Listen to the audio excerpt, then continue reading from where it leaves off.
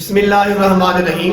मेरे प्यारे मुसलमान भाइयों, आज मैं तुहानू दसना चाहना वा कि सुन्नी दे अंदर ते शिया दे अंदर फर्क की है। पहली गल करने आ सुन्नियां दी। जेड़ा भी सुन्नी है, देवबंदी है, बरेलवी है, अहले हदीस है, ये तीनों तबके माशाअल्लाह सुन्नी ने अल्हम्दुलिल्लाह।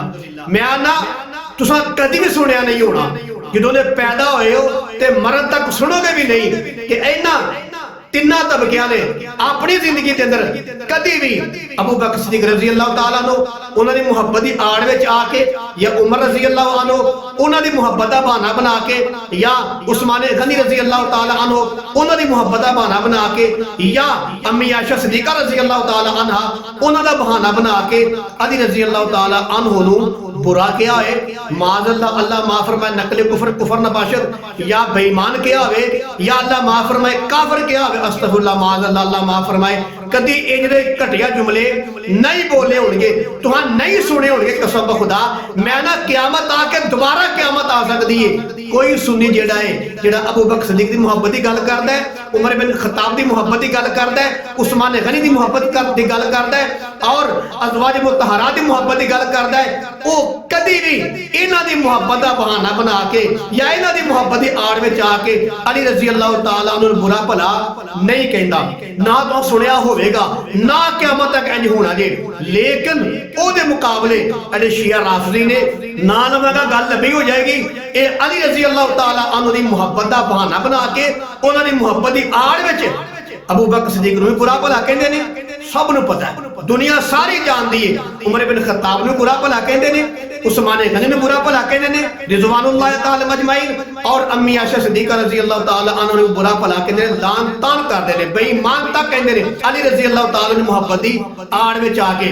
लेकिन सुन्नी जेड़ा है वो चौवां नाल मुहब्बत करदा है, तिन्नां दी मुहब्बत दी आड़ विच आके एक नूं बुरा भला नहीं कहंदा। लेकिन शिया एक दी मुहब्बत दी आड़ विच आके बड़े सहाबा नूं बुरा भला कहंदे ने, बेईमान भी कहंदे ने, काफिर भी कहंदे ने। मैं पूछना चाहना वां कि एक सुन्नी है जेड़ा सब नाल मुहब्बत करदा है, मुहब्बत दी गल्लां करदा है ते मुहब्बत करके वहांदा है, एक ओ सुन्नी है ते एक शिया राफिज़ी है जेड़ा कहंदा अबू बकर भी गलत, उमर भी गलत, माज़अल्लाह उस्मान भी गलत, नफरत करो, ए बेईमान। हुण दसो सुन्नी जेड़ा है ओ ठीक करदा है या शिया ठीक करदा है? सुन्नी ठीक करदा है जेड़ा ना सब नाल मुहब्बत करो, ओ भी नबी दे यार ने।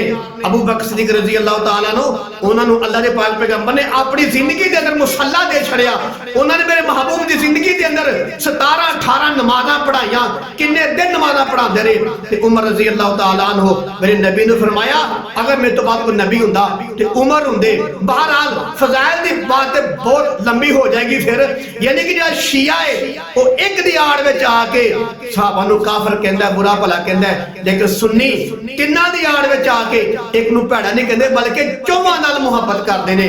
हुण दसो तुसीं ओदा पल्ला फड़ना जे जेड़ा गालां सिखांदा है, या ओदा पल्ला फड़ना है जेड़ा मुहब्बत सिखांदा है?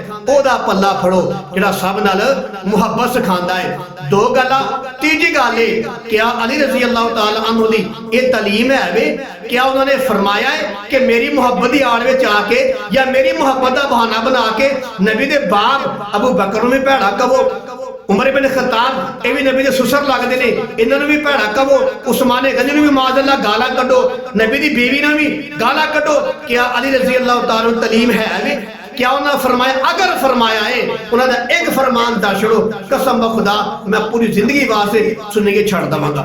लेकिन मैं कहना क़यामत डबल ट्रबल आ सकती है, तुसी पुठे होके मर सकते हो, ज़मीन आसमान दा तख्ता आपस में बज के टुकड़े टुकड़े होके फज़ा च खिलर सकता है। तुसी एक भी अली रज़ी अल्लाह तआला दी गल नहीं दस सकते। उन्होंने फरमाया है कि मेरी मुहब्बत दी आड़ विच आके तुसी नबी दे दूजे यारां नूं गालां कड्डो, ते ना ही उन्हें आखिया है ते ना ही अहले बैत दी तालीम है। अहले बैत मुहब्बत दा दरस देंदे ने, गालां कड्डण दा दरस नहीं देंदे।